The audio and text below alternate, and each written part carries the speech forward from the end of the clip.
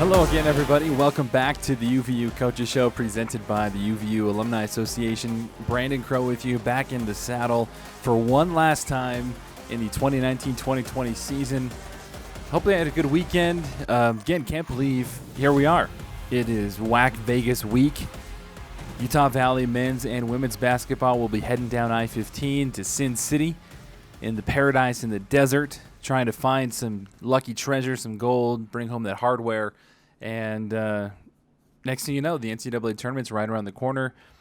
We got baseball and softball in full swing. The weather here in Utah is starting to heat up a little bit. So can't believe it's been such a quick season so far.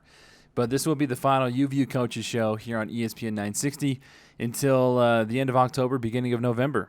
So thank you again for being along the journey with us and for being on the ride with us. It's been fun. We've learned a lot. We've grown a lot, and we've had some good times.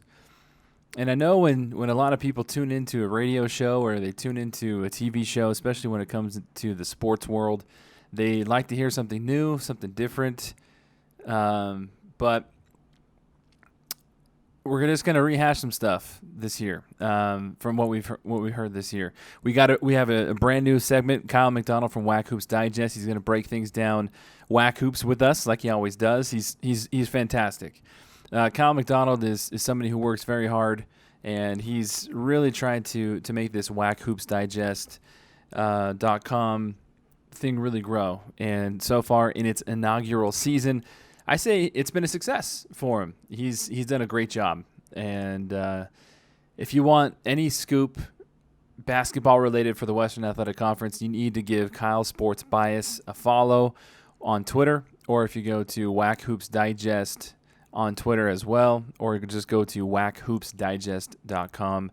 And Kyle McDonald and his team have been putting together article after article all season long. They've reached out to different coaches, different players, and they've been able to get interviews, and they have a lot of good insight.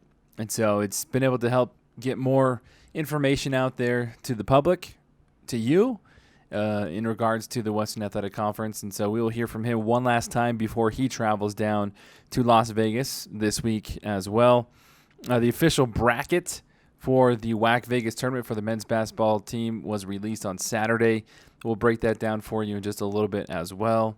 A lot of good things going on at Utah Valley. I know we've preached this before over and over from the pulpit of the microphone here on the show, but if you haven't jumped on the bandwagon of Utah Valley athletics, now is the time. A lot of good, positive things rolling in the future. Coach Greg Moss and Chris LeMay have made some great signs over the past couple of weeks as far as their programs go for men's and women's soccer in the fall. Track and field is killing it, and we've got great things in store for wrestling. And we got a couple guys who have qualified for nationals and having fantastic success in the Big 12 tournament over the weekend. Utah Valley baseball was victorious twice in Washington over the weekend, taking down the Pac-12 foe Huskies 2 times out of 4. And we even have a perfect game from Utah Valley softball's Brooke Carter, the first perfect game in program history against Northern Colorado over the weekend. So just everything continues to flow and continues to be positive and trending in the uptick, as they say these days, for Utah Valley athletics. And it's been a fun ride to be a part of, and one that I'm grateful for, in all honesty.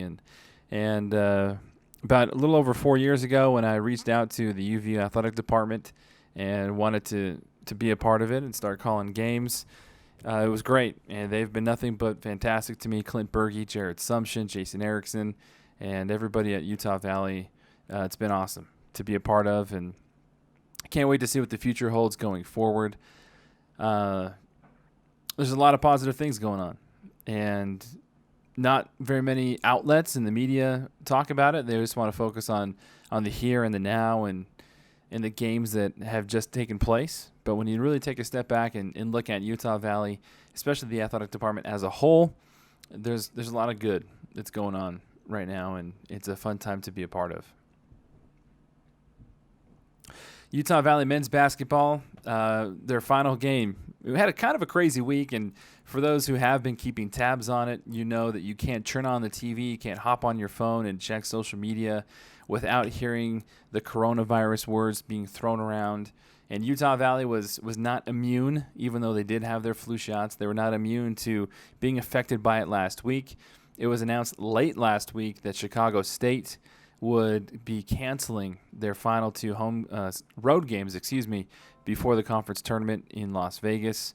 They canceled their game Thursday night in Seattle, and then Saturday's game against Utah Valley. And that Saturday game would have been the official senior night for the seniors on this squad, but instead it got bumped up to Thursday against UMKC, or the club formerly known as UMKC, now just Kansas City. Utah Valley had their hands full, in all honesty. Lots of emotions running high. Again, a handful of seniors being recognized: Brad Kitchen, TJ Washington, Eman Olojopoki, Brandon Morley. And as sad as we are to see them leave the UCCU Center, we know that their futures are bright, and what they've been able to accomplish at Utah Valley will not be forgotten, especially in the near future.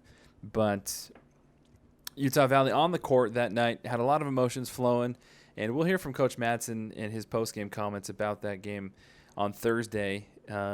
He really didn't think that the emotions of the coronavirus and the senior night getting pushed up had too much effect, but you never can throw that out. When you have these guys who have put so much blood, sweat, and tears and investment into this program, and then you have in your mind, you're mentally preparing yourself, okay, Saturday is going to be the day where I can really check my emotions and let everything out, and then all of a sudden, less than 24 hours before your game on Thursday, there's an announcement saying, oh, sorry, Saturday's not going to happen, and then you're going to have to try and scramble your emotions, bring it all together, and try and go out there and play one last time in front of the hometown crowd on Thursday and try to play the best that you can. I don't fault the guys for being emotional whatsoever, but the final score in Thursday's contest against Kansas City, the guys, Utah Valley fell 51-61, and it was a game in the first half that saw some ups and some downs. Utah Valley came back to tie it up close toward the end of that first half, but overall had 9 lead changes. The game was tied 7 times. In the second half, Kansas City just was unstoppable, and they came out absolutely on fire, like they were shot right out of a cannon, and their biggest lead was 19 points at the height of about 5 minutes left to go in regulation. Utah Valley, their largest lead of the game was with about 12 minutes left in the first half, and that lead was only about 3 points. So overall, it wasn't Utah Valley's finest performance, just to be completely honest with you. And again, here on this show, we're not naive. We don't have our heads in the sand, and we're not trying to have a blind eye to what we see out there, the product. But at the same time, we're not going to take these college kids and put their pictures on the wall and throw darts at them, throw verbal darts at them. We're not. We like to do that here in the sports media culture, in the sports media world, but not here on this show, not on the platform. Can I be honest and say that was a very disappointing game on Thursday? Absolutely. Is it the team that we've been seeing from Utah Valley over the last couple of weeks? No, not even close. In fact, it was the complete opposite. But Utah Valley, their season's not over yet, and they will try and regroup as the team will head down to Las Vegas over the next couple of days, prepare for that tournament. The bracket officially being released again on Saturday. Utah Valley earned the 6th seed, so they will play the quarterfinal match up against the 3rd seed, Seattle U Redhawks, on Thursday, and that'll be 8 p.m., and you can watch that on ESPN+. And then, so here's the overall bracket. So the first game, New Mexico State, overall the number 1 seed, no surprise there. Chicago State, the number 8 seed, no surprise there. So New Mexico State will take on Chicago State on Thursday around noon. And then right after that, number 4 Grand Canyon will take on Kansas City, the number 5 seed, at 2:30. And then UTRGV, the number 2 seed overall, after a fantastic victory that they had over the weekend over California Baptist, last-second shot. So they earned the number 2 seed, the Vaqueros did, and they will take on the runners of CSU Bakersfield around 6 o'clock before Utah Valley and Seattle strap it up for the nighttime matinee for you there. So Utah Valley, if they win, will play the winner of UTRGV and Bakersfield on Friday. So the road to the championship match for Utah Valley, it's not as difficult as it has been in the past. And we say that kind of lightly just because we don't know what Utah Valley team we are going to get, in all honesty. So Utah Valley, if we get the team that we've seen the last couple of weeks, the team that played against the Aggies in Las Cruces, the team that blew out Bakersfield at home, and then Grand Canyon right after that, if we get that team, then Utah Valley will definitely get a couple victories, if not shock the world and potentially win the whole thing. But Utah Valley, they got to take it one game at a time, and they got to get their minds right and get ready for the task at hand, which is ultimately the Red Hawks of Seattle U on Thursday. So in preparation for the Vegas tournament, after the loss on Thursday, again, the 10-point loss, 61-51, Utah Valley being dealt the hand of defeat by Kansas City. This is what Coach Mark Madsen had to say post-game in the media room after that.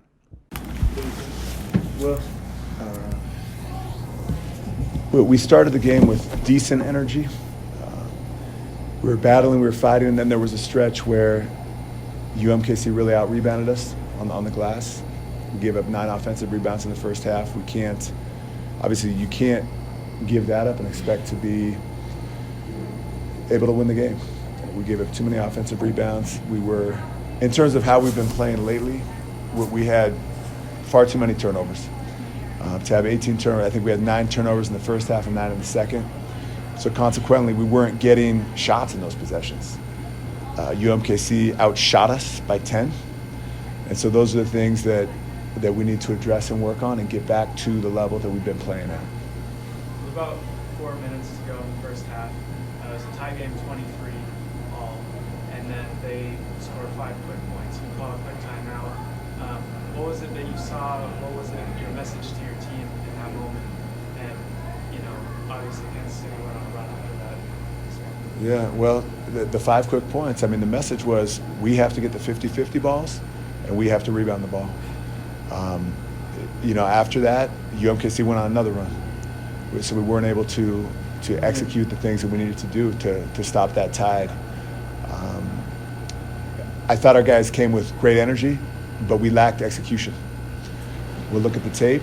We will address the rebounding issue. We'll improve on the turnovers, and we'll get back to playing the way we have been playing prior to this game. Are you happy with the defensive effort from your team? I need to look at the tape, but the thing that stood out to me is too many second chance points. Sometimes we had an initial great possession of defense, but it's only great if you get the rebound and if you're able to go down to the other end of the court and execute a play. And so I think we had partial defensive efforts at times where we defended through the initial shot, but then we weren't able to complete the possession and secure the rebound. Do you think the cancellation of Saturday had anything to do, was it complicated for the guys at all? I don't think so. I don't think that played anything into it. I do think that there's always emotion on senior night. And obviously we wanted to channel that emotion into playing a great basketball game. That didn't happen. But still in all, this was our last home game. I'm very proud of the guys and the season that they've had, notwithstanding the injuries, the adversity that we've had. Again, obviously not the outcome that we wanted, but we'll get back at it and we'll address those things that need to be addressed, and we'll come ready to play in Las Vegas. Coach, a week until the WAC tournament starts, how do you get that mentality of put everything behind them and just start over pretty much? Because it's a whole new battle with tournament-style play where you could win the next day. Yeah. Well, it starts with the basics. It starts with having great practice sessions where everyone's going hard, everyone's pushing each other. Nutrition, going to class, studying tape, getting in the weight room. All these things add up. And so the bad news is we lost the game tonight that we had a chance to win. It was tied in the first half late and it slipped away from us. That's the bad news. The good news is we have a week to prepare going into the WAC tournament. Coach, you were 3 for 15 from beyond the arc in your last game, 2 for 8 today. Was there a concerted effort to take fewer shots from 3, or was that just how it came? You know, I give UMKC credit. They play an aggressive style of defense, and it resulted in the fact that we didn't move the ball as much. We had too many possessions where the ball didn't move, and we probably took some quick shots. And so we need to get back to moving the ball, get back to sharing, and realizing that, hey, if you make that first pass, it's likely going to come back to you later in the possession if we execute our stuff and if we move the ball. Again, so that was Coach Madsen's thoughts, and Coach Madsen, always generous and always gracious with his time, and we know that one was a difficult one. He wanted the boys to really get that one, and you could tell how much he cares for the guys on his team. So Utah Valley, they'll try and mentally and physically prepare for this Seattle U team on Thursday. Get ready for that first round matchup in the 2020 WAC men's basketball tournament. And all those games, again, if you have ESPN Plus, they're on ESPN Plus. If not, you can follow along online as well. You can listen to the legendary Jimmy McCullough. Jimmy Mack will be on the call on ESPN 960. You can listen to that here on your radio. So we'll see what the future holds. And I know I spoke with Kyle McDonald, and you'll hear that full interview coming up in just a bit right after this segment's done. But I'm very curious to see what the offseason's going to hold, taking a step back and looking ahead at the bigger picture here for Coach Madsen's squad. I'm very curious to see what this big picture is and who the guys that he targets are and who he's going to bring in to this Utah Valley University to add to the talent that is currently here. And honestly, there are guys that do have some options. And I'm very curious to see what goes down and who decides to stay and try to be a part of something special going forward next year, or who will not stay.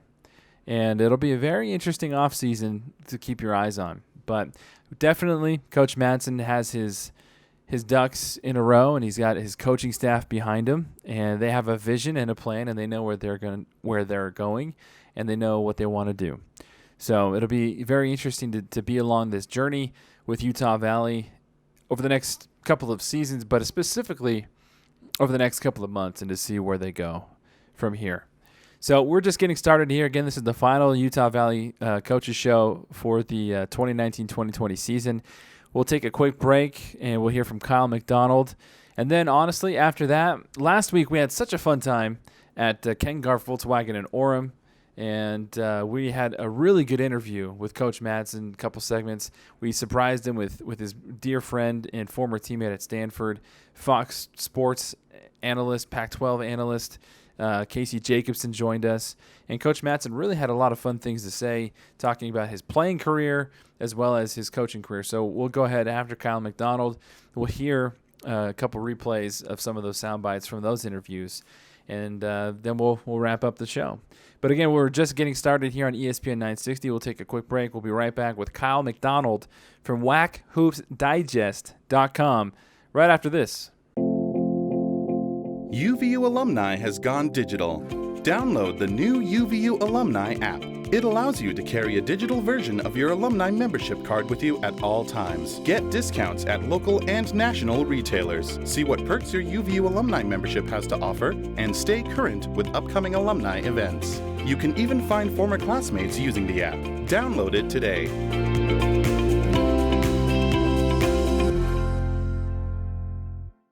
Hi, this is Tim at Sierra West Jewelers. Sierra West is having its annual sale, 40% off most items in the store, and we have up to 5 years on credit, OAC. Big names, 42 years, only at Sierra West Jewelers.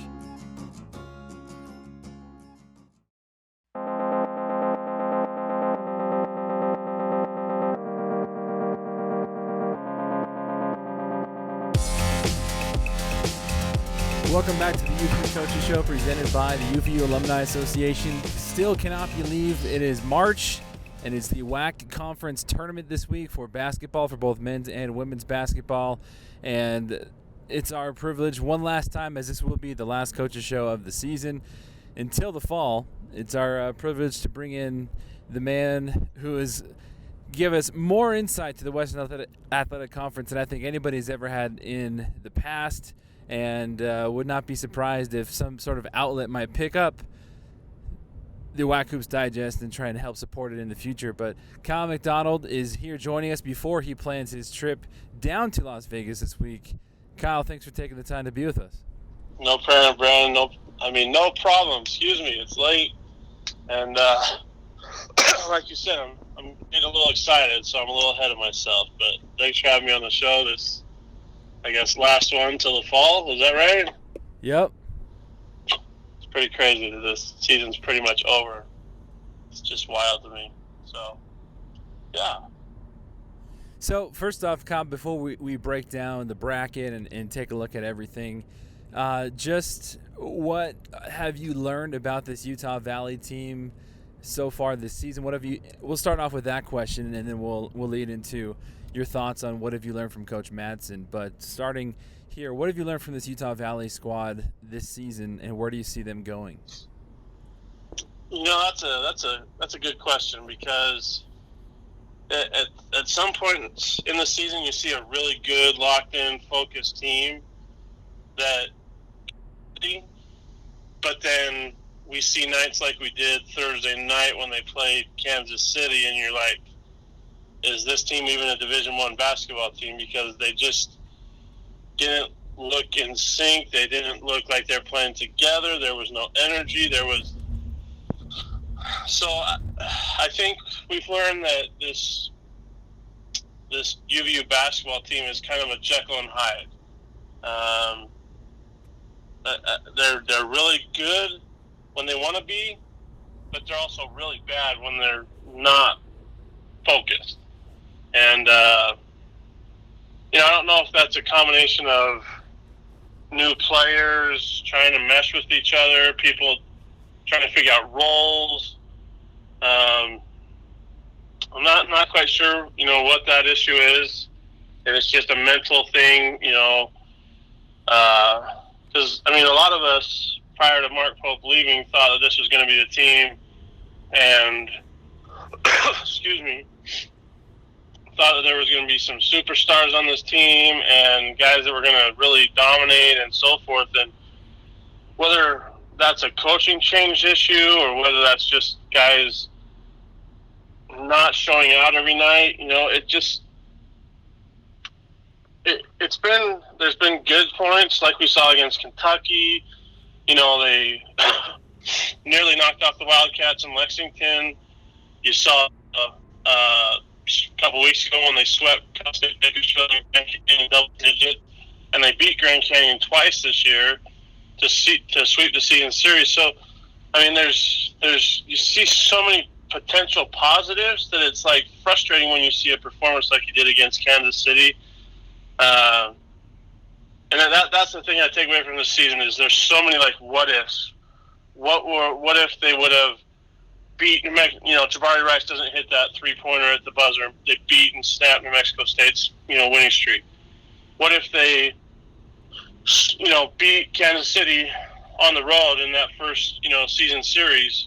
There's just so many things that we might be looking at a whole different team, but now they got to buck up, and it's win or go home, really, because I don't think there isn't going to be an invite to the College Basketball Invitational or the College Invitational Tournament, once the WAC tournament's over. So, excuse me, we'll see what happens there.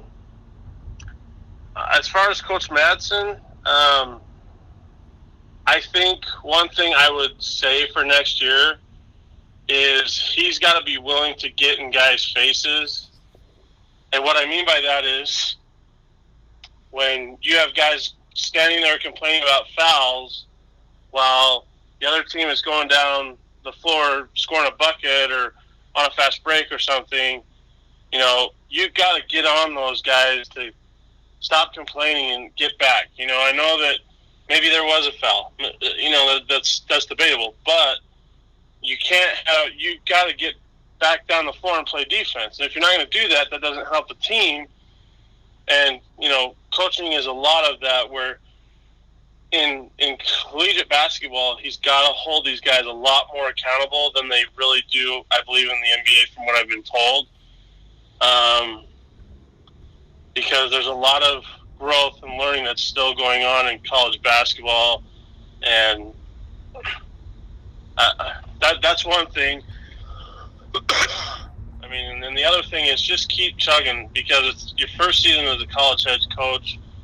There's ups and downs. You learn from them, you grow from them, and you know, work on making adjustments in the off season with recruiting. Who do you have to bring in to make a difference? And I'm sure he has a plan for all that. And you know, I honestly wouldn't be surprised if Utah Valley pulls off an upset or two in the WAC tournament this week, if they are that team that we saw against Cal State Bakersfield and Grand Canyon. Because they can beat anybody in the conference, and New Mexico State fans will kill me for saying that, but they saw what the Wolverines nearly did in Las Cruces a couple weeks ago. So, I mean,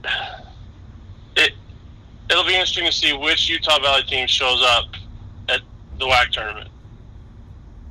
Yeah, that's very interesting that you bring that up. I mean, social media, it's a volatile environment, so I don't know how you deal with all those people all the time. But yeah, I mean, Utah Valley, they're one missed shot away from snapping the streak, like you said, and it just really depends. And we have seen some of the best basketball this season from this team, but then also, like you said, we've seen some of the worst basketball. But this tournament, it does definitely bring out the best and brings out the worst in a lot of teams. And the bracket was officially released, I believe, Saturday evening. So why don't you break down the bracket for us, Kyle, and really showcase to everybody, saying that if Utah Valley does play the type of basketball that we know that they're capable of playing, they could very well see themselves in the championship game. It's true. And, you know, it's pretty easy to say that New Mexico State's going to beat Chicago State. That's like almost a given. If Chicago State were to pull off a miracle, that'd probably be the greatest upset in college basketball. Sorry, it's just a no-brainer that would be. But, you know, New Mexico State's obviously, that's going to be a scrimmage for them, basically. They'll get some rest prior to their semifinal game on, you know, Friday night. The Kansas City Grand Canyon matchup, that kind of intrigues me. Grand Canyon swept the season series, but Kansas City's playing some of its best basketball right now. And, you know, you hear the old cliche that it's tough to beat a team 3 times. Well, the way Kansas City's playing right now, and we saw that on Thursday night, they're going to be a tough out this week. And I think the Roos actually get it done against Grand Canyon. But, you know, that's a game that people should keep their eye on.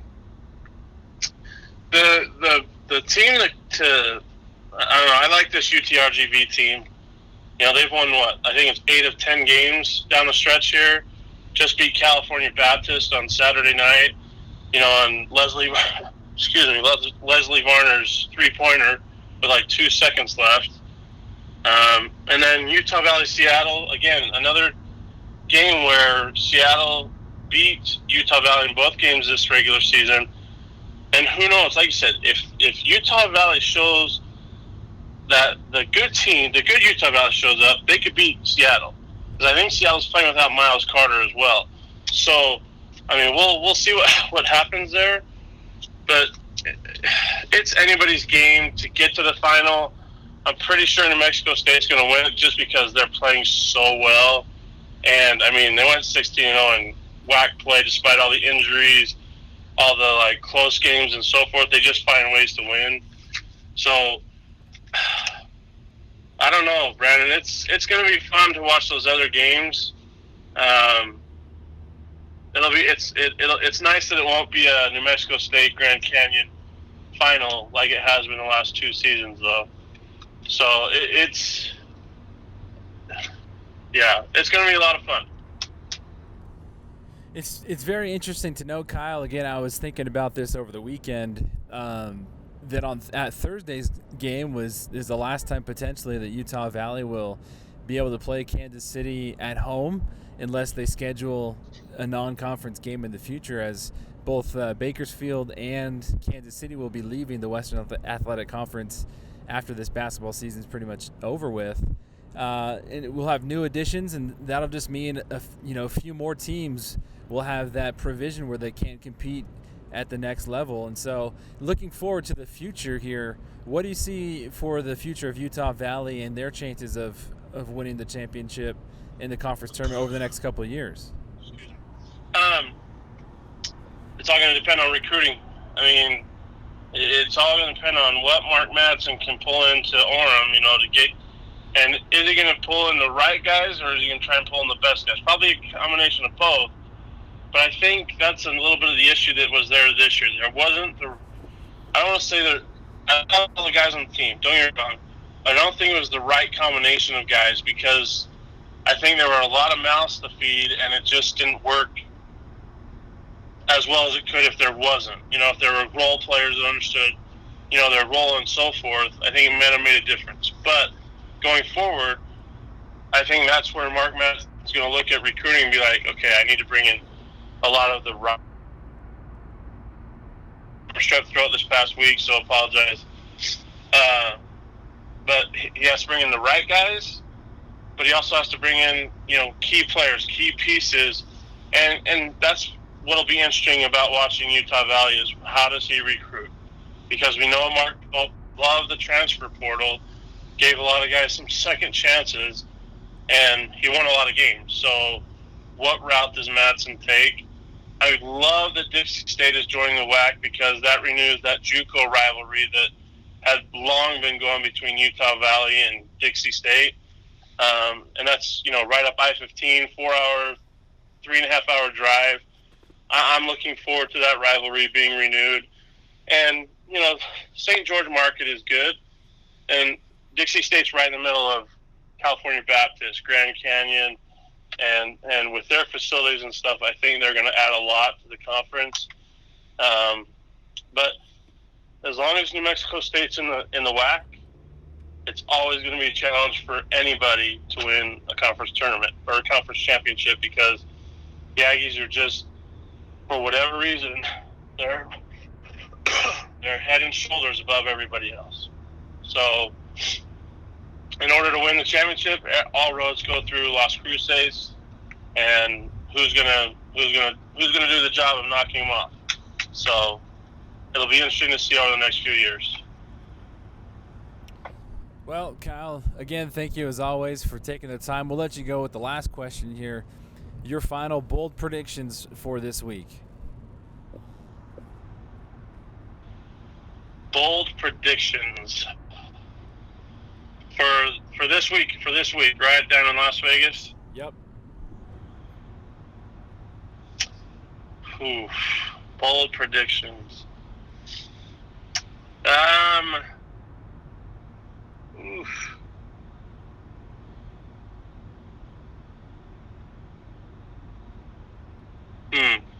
I'm going to say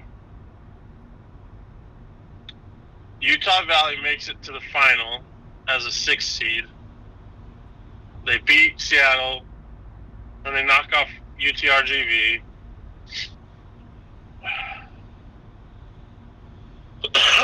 And I think Kansas City gets it done against Grand Canyon. I think I mentioned that, so it's not as bold. But I think that New Mexico State-Kansas City semifinal will be a lot closer than what people think. I think it'll be maybe a 3 or 4 point game, and if Kansas City can hang around, who knows what could happen, because, as good as New Mexico State's been, it's not like they've been invincible. So maybe there's a chance. I don't necessarily think it will, but a bold prediction is Kansas City will keep it close.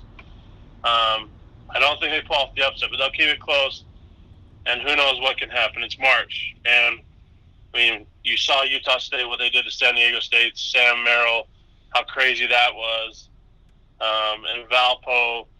in the Ohio Valley Conference, beating Loyola of Chicago when they were like down by double digits with 2 minutes left.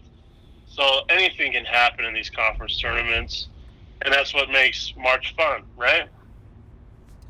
Absolutely. I mean, this is one of my favorite times of the year. It's when you get to see some fun Cinderella stories, some underdogs come through, and it's always fun to see the true heart and the true grit of some of these squads really blossom before our eyes. Yep. Agreed. Well, Kyle, my man, I won't be making it down to Las Vegas this year, so you're gonna have to put some money on some sevens or some black for me in the roulette tables. Try to keep Jim McCullough in line, and have fun down there, man. I'll see what I can do, but it's looking forward to the trip. It'll be a good time, and looking forward to some good basketball. So, thanks for having me again, Brandon. I appreciate all this season, and all the shout outs on the broadcast and so forth. So I appreciate everything and all the support, and to all those who have followed WAC Hoops Digest and read the articles and interacted with us on Twitter. Keep it up. We love it, and we'll keep trying to bring good content. It's just the beginning for you, Kyle, in the WAC Hoops Digest. This is true. All right, Kyle. Thanks, man. Appreciate it. All right. Thanks, Brandon. That was Kyle McDonald from WACHoopsDigest.com. Again, you can follow him on social media at Kyle Sports Bias, and as well as at WAC Hoops Digest on Twitter. And then you can go to WACHoopsDigest.com as well for all this fantastic content. So we'll step aside and we'll be right back and hear from Coach Mark Madsen after this on the UVU Coaches Show presented by the UVU Alumni Association. At Ken Garff Volkswagen in Orem, we believe in supporting our neighbors and the hardworking UVU basketball team.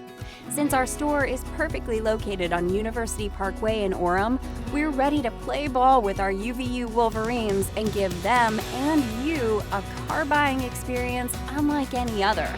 Be sure to stop by our store for all your automotive needs, because at Ken Garff Volkswagen in Orem, we hear you.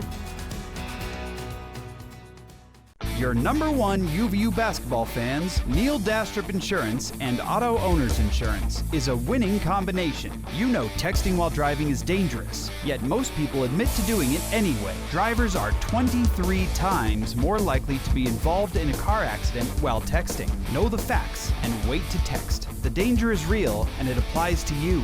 Auto Owners Insurance, the no problem people. Neil Dastrup Insurance is a proud partner of the UVU men's basketball team.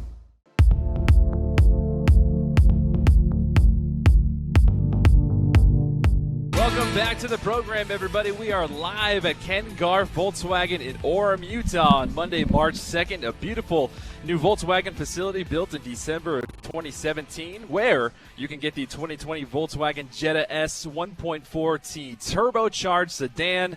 It's a great vehicle that can get over 40 miles per gallon on the highway. Hope you had a great weekend, everybody. Brandon Crow again with you here on the UVU Coaches Show, presented by the UVU Alumni Association.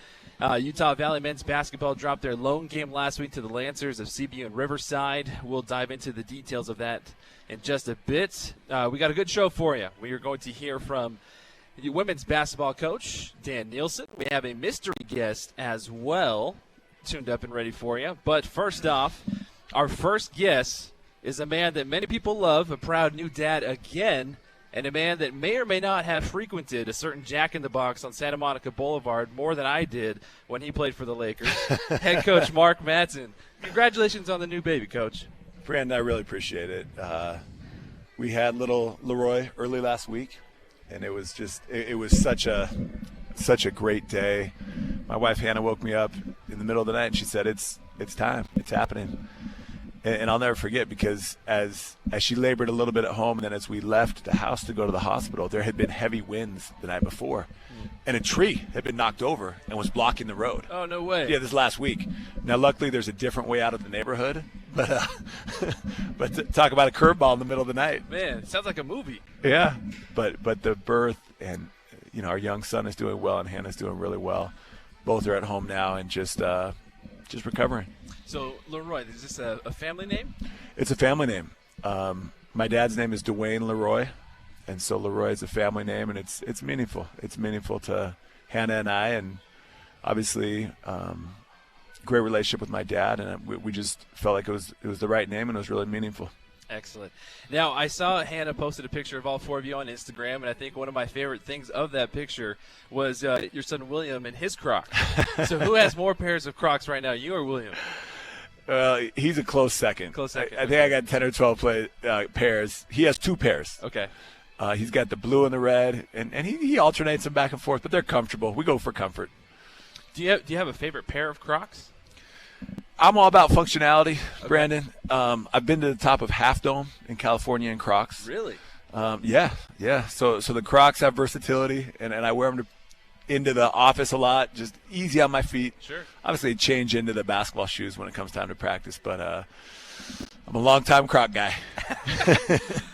We'll get to the team in just a little bit, Coach. We have you for a little while here, but we do have some fans from social media that we'll get to. But real quick, I want to go back to your younger years, 5th grade. A certain PE teacher who had some nicknames for his students might have changed the way that the world sees you in 5th grade. Take us back to that moment when he gave you the nickname Mad Dog. How'd that come about?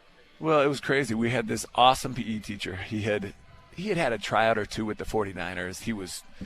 He had a weight room in his house, and he lived down the street. And so we all kind of knew him, and he was just yoked. and he drove a motorcycle. He would drive around town with his girlfriend, and he was just a cool guy. So he gave nicknames to everybody that year. We were in the 5th grade, and I didn't have one. And then one day I was out there playing basketball, and he said, "I've got the nickname for you." He said, "It's going to be Mad Dog Madsen." And then after that, it just stuck. So who helped carry that? Was that something that your peers carried with you until everybody else just kind of took a hold of it? Yeah, my peers literally would just call me Mad Dog or call me Dog, and then it went from elementary to junior high to high school, high school to college. Kind of just stuck with me. Oh, that's great. Now, you served as a missionary for the Church of Jesus Christ of Latter-day Saints in southern Spain. That's a place that's special for my family because my dad served there as well. What is something that you took away from that experience that's helped you into the basketball sphere? Well, a lot of things from those 2 years in southern Spain. So many. First of all, I love the Spanish people. I loved the opportunity to serve in Spain. I love the language of Spanish. But I think one of the biggest things that I took was just work ethic and discipline. When you're a missionary, you're getting up at early hours of the day, consistently. There's a program. You're studying scriptures. You're doing a lot of different things. You're doing community service. You're out there interacting with people. I shared my religious beliefs with those who were interested in learning more, and it was just.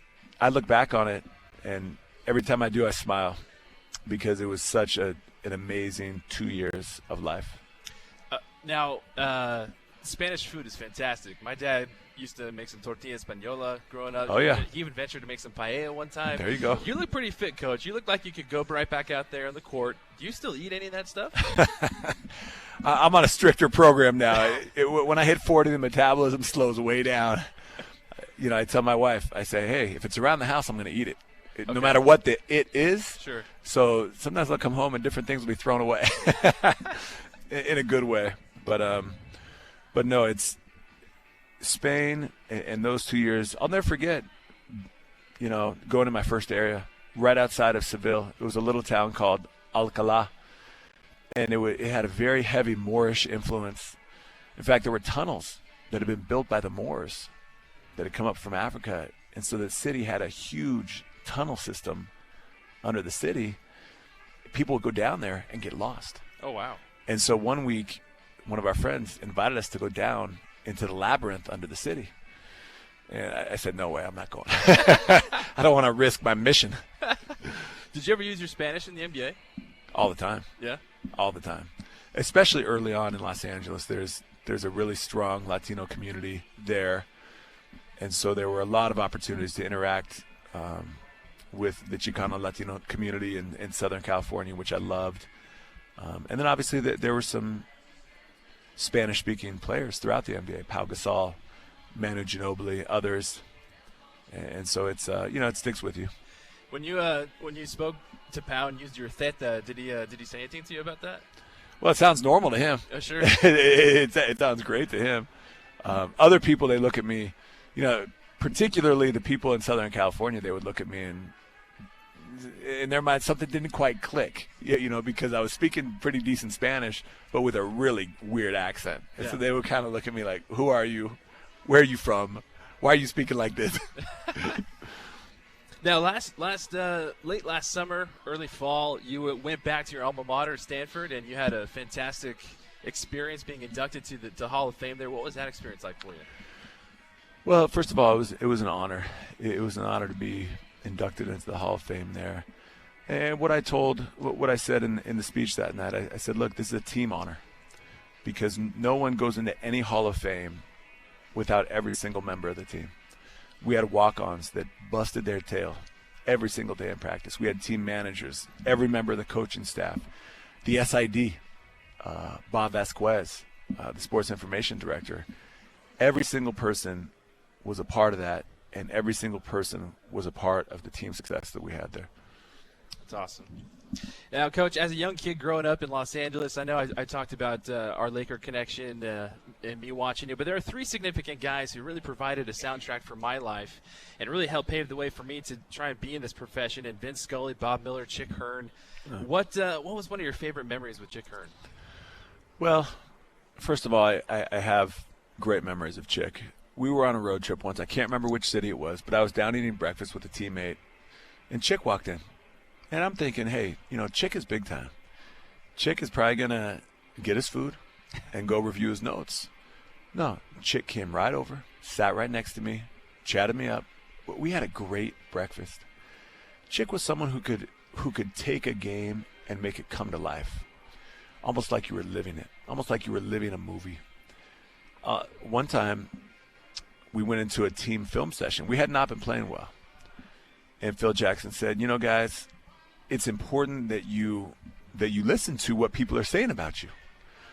Hey, when it's all said and done, the fans, the supporters, they pay your paycheck. Everyone in the seats, they are paying your paycheck as players. So he turned on the film of our game the previous night, and it was us not playing very well, and Chick Hearn was just ripping us. And Phil Jackson turned the volume way up so we could hear Chick Hearn just ripping us. And he said, hey, this is important for you guys to hear. And I'll never forget that because, obviously you play a game that you love and it becomes a profession. But at the end of the day, everyone is a stakeholder. The fans, the supporters, the corporate sponsors. And if they weren't seeing the hustle that they wanted, we needed to hear that. Chick Hearn got it. Phil Jackson got it. And it was communicated to the players. Speaking of Phil, we'll go to our first social media question. Tyler in San Diego wants to know how much of Phil's philosophies as a coach stick with you now, and how has your coaching style changed from the NBA to where you are now at Utah Valley? Well, let me talk first about Phil, then we'll talk about coaching philosophy. So one of the great things that Phil did as a coach is he made you feel as a player like you could go out there and tackle the world. He made you feel like an all-star. The confidence that he put in you as a player. I really try to help instill that in our players. I'm not trying to be the type of coach that yanks a guy in a demonstrative way with one mistake. Because Phil wasn't like that. My college coach wasn't like that. Now, if it's 2 or 3 mistakes in a row, sometimes the player needs to come out just to settle down, get some water, recenter. But I think the way that Phil just had that belief in you as a player really impacted me. And then going over from the pros to the college side of the game, I think in the pros, all you have is basketball. There's no academics. There's no, really the entire focus of everything you're doing is to help these players maximize their potential on the court and off personally. But really, in college, you have to push them academically. You have to help them academically. You have to support them academically. Study halls. Earlier this year, I went to study hall. Just to be in there to help the guys to just be present. It was great. It was fun. I can't go to every single study hall because the number of demands as a head coach is high. But I loved being in study hall with the guys that time, and I hope in the spring to be able to go more, to spend time with them. Again, you're listening to the UVU Coaches Show presented by the UVU Alumni Association here on ESPN 960. We are at Ken Garff Volkswagen in Orem, Utah. And Volkswagen Atlas was named Cars.com Family Car of the Year. And, Coach, you are a proud owner of Volkswagen. How's your ride? Well, we actually have 2 Volkswagens. 2? Okay, even better. Yeah, we have 2 Volkswagens. My wife, Hannah, loves her Volkswagen. And, matter of fact, she just brought it into this dealership. Okay. Carlos Iglesias' dealership 2 weeks ago, and it's purring like a kitten. And then I drive an unbelievable Volkswagen as well. Gets great mileage, and take the recruits around in it. Perfect. We will take a quick break. We're just getting started here on the UVU Coaches Show with Mark Madsen. Again, we have a special guest coming up, Coach. We tried to keep this one a secret from you, so we'll see if you can figure out by the clues when we return. We'll step away, but we'll be right back on ESPN 960. Wolverine Crossing is Utah Valley's premier student housing. We provide the largest amenities in Utah, including 2 resort-style pools, 2 hot tubs, a 2-story gym, sand volleyball, basketball court, and so much more. Pick from our newly renovated 1, 2, 3, and 4-bedroom layouts. We know we have the perfect fit for you. Spots are filling fast. Come in today for a tour and find out why Wolverine Crossing is home for you. Why does your business need Vivid Print today? For banners, yard signs, NCR forms, business cards, promotional items. Why will you need Vivid Print tomorrow? For booklets, business card magnets, custom printed fabric items, trade show pop-ups. And why Vivid Print in the future? For letterhead, newsletters, flyers, stickers, window claims. Vivid Print, promotional signs and graphics. Hi, this is Jamie Barris with Vivid. If you can dream it, we can design and print it. Go online to get-vivid.com and get ready for great service. And Vivid, print promotional signs and graphics.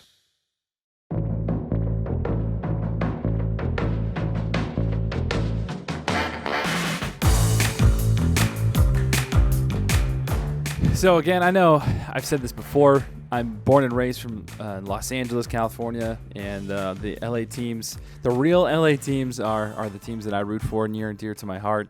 The Dodgers, the Lakers, the Kings in hockey. Big UCLA Bruin fan with my family growing up. They've had season tickets for over 30-plus years. But saw a lot of hostility coming out of Los Angeles over the past few hours, and 24 hours, I should say. The leaked new logo for the LA Rams. If you haven't seen it, Google it. Take a look at it. I thought it was a joke at first. And then once I really looked at it, I honestly thought it was the new Chargers logo. It just looks very similar. And my dad, who's a diehard Rams fan, who cried his eyes out when the team up and left and went to St. Louis and cried tears of joy when they came back. And then eventually when they went to the Super Bowl, he is pretty upset. So that's some fun news for you. If you want something funny to take a look at today, go ahead and hop on social media and look up new Rams logo for the NFL and have a good laugh. But again, some Wolverines victorious over the weekend.